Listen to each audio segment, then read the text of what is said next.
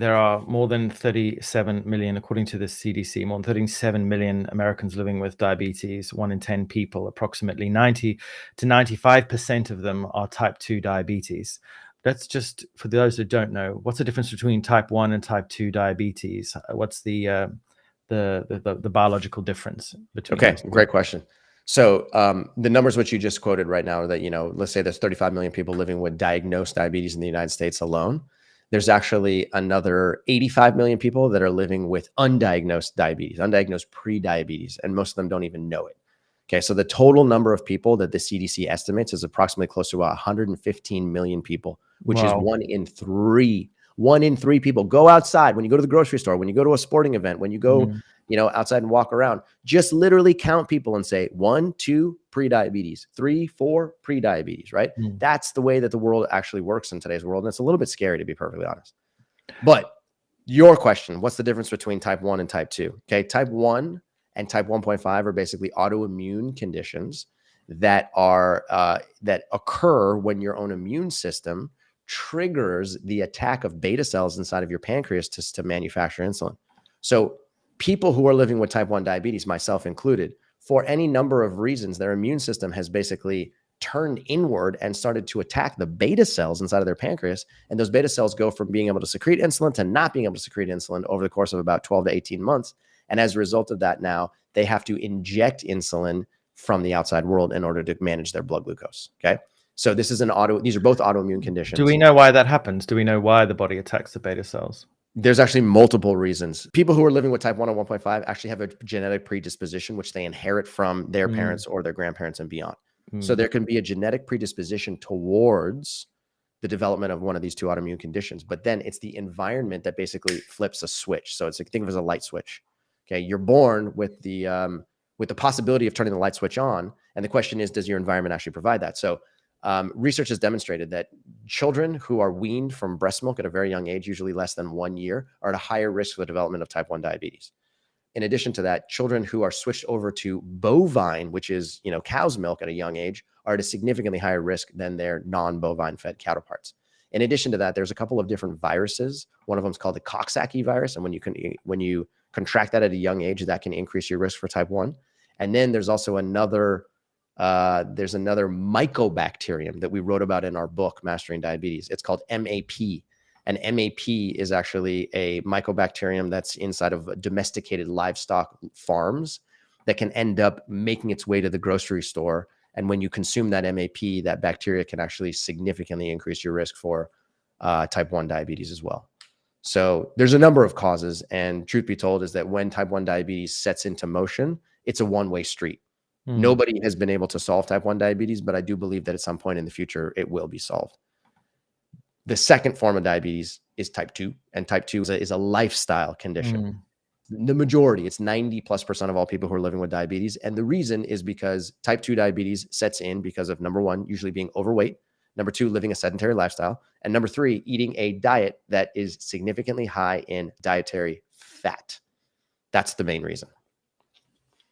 And the effect of that on a person's body once they develop type 2 diabetes is obviously considerable. What are some of the sort of concerning results of the disease of type 2 diabetes and its progression? Yeah, there's a number of things. So type 2 diabetes is basically created by an underlying condition called insulin resistance. So the way that this goes is consume a diet that contains significant amounts of saturated fat. Saturated fat then predisposes you for insulin resistance. When you live with insulin resistance over the course of time, that then elevates your fasting blood glucose and your post-meal blood glucose. And if that is uncorrected for a long period of time, then prediabetes turns into type 2 diabetes. When you're living with type 2 diabetes, the good news is that you can still reverse all of this. If you adopt a plant-based diet that is lower in its total saturated fat content, you can move from type 2 back to prediabetes, from prediabetes back to insulin resistance, and then insulin resistance back to non-diseased. And that happens in the overwhelming majority of all cases. Live in the type 2 diabetes disease state and you don't make any corrections to that, or you make minor corrections, type 2 diabetes is just a gateway. It's a gateway to organ failure over the course of time. And the organ failure that can ensue can become pretty disastrous. That includes what's called neuropathy. Neuropathy is like nerve tingling that a lot of people get in their sort of hands and feet. And it can become very, very painful. It feels like some sort of lightning bolts are flashing through your fingers and toes most of the day. You can also get retinopathy, which occurs in your eyes, is basically a blurred vision that sets in over the course of many years.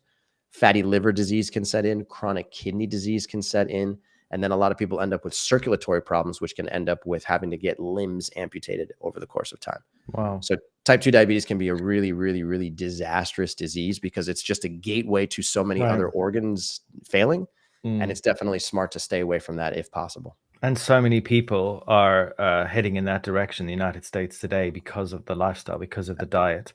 It's the numbers are truly terrifying. And do you ever get frustrated that there's so many people out there suffering with this, potentially, their lives being shortened, and the answers are right on our plates, but yet, most general practitioners and doctors know very little about nutrition, and they aren't prescribing lifestyle medicine. They're obviously defaulting to drugs and other modalities. Correct. Are things changing? Are we heading in the right direction?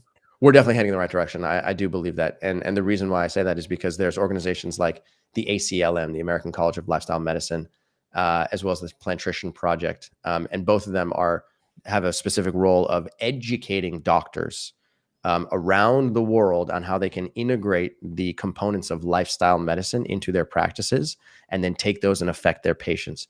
And what so many doctors are beginning to learn and have been learning actually for the past 10, 15 years is that when you treat chronic diseases with lifestyle, it is such a powerful, not just management solution, but it's a very powerful reversal. It's a solution that actually can help you reverse chronic diseases. And when you see it and when you feel it and when you experience it in so many of your patients, it's undeniable. You cannot unsee what you see. So there's so many doctors that are now implementing this, and I think it's just going to continue to snowball over the course of time.